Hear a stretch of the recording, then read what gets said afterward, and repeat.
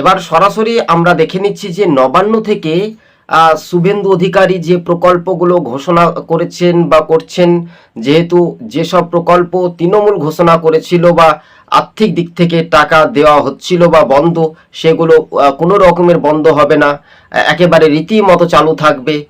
নবান্ন থেকে সাংবাদিক বৈঠকে স্পষ্টভাবে জানিয়েছেন মুখ্যমন্ত্রী শুভেন্দু অধিকারী। তিনি কিন্তু সকলের মুখ্যমন্ত্রী। আমরা দেখতে পাচ্ছি যে রাজ্য রাজনীতির যে একটা প্রভাব, যে একটা রাজনৈতিক অংশপাত, সেগুলো দ্রুত গতিবেগে এগিয়ে যাওয়ার একটা বড় সফলতা পাচ্ছি আমরা।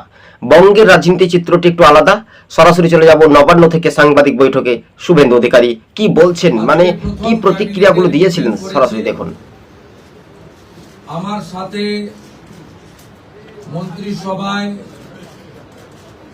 যারা যোগদান করেছিলেন 5 জন আমার অত্যন্ত গুরুত্বপূর্ণ। এছাড়াও আপনারা দেখতে পেলেন যে বিষয়টা আমরা কিছুটা অংশপাত তুলে ধরছি, কেননা রাজ্য রাজনীতির মূল অংশ থেকে তৃণমূলকে বুঝতে হবে যে তারা বিরোধী দলের তকমা পেয়ে শেষ পর্যন্ত তারা বিরোধী দলটা হারিয়ে ফেলতে পারে।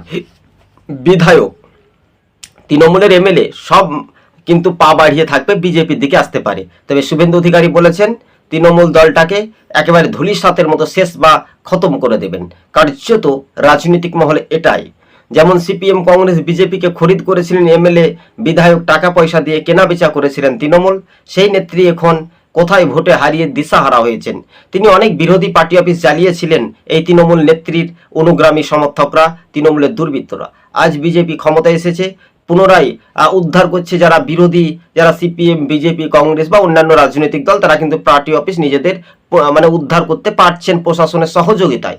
এর আগে কিন্তু আমরা প্রশাসনকে দেখেছিলাম তৃণমূলের হয়ে কাজ করেছিল, আর সেই প্রশাসন আজকে পাল্টি মেরে দিচ্ছেন 24 ঘন্টার মধ্যে। তারা কিন্তু অন্য বদল, ভুল বদল সুর করে তুলে ধরে বিরোধীদের হাতে কিন্তু সে পার্টি অফিসগুলো তুলে দিচ্ছেন। অর্থাৎ সেটা হচ্ছে পার্টির নির্দেশিকা, অর্থাৎ তিনি সকলের মুখ্যমন্ত্রী শুভেন্দু অধিকারী। আজ সবুজবঙ্গ নিউজ চ্যানেলটি ভালো লাগলে শেয়ার করে পাশে থাকবেন।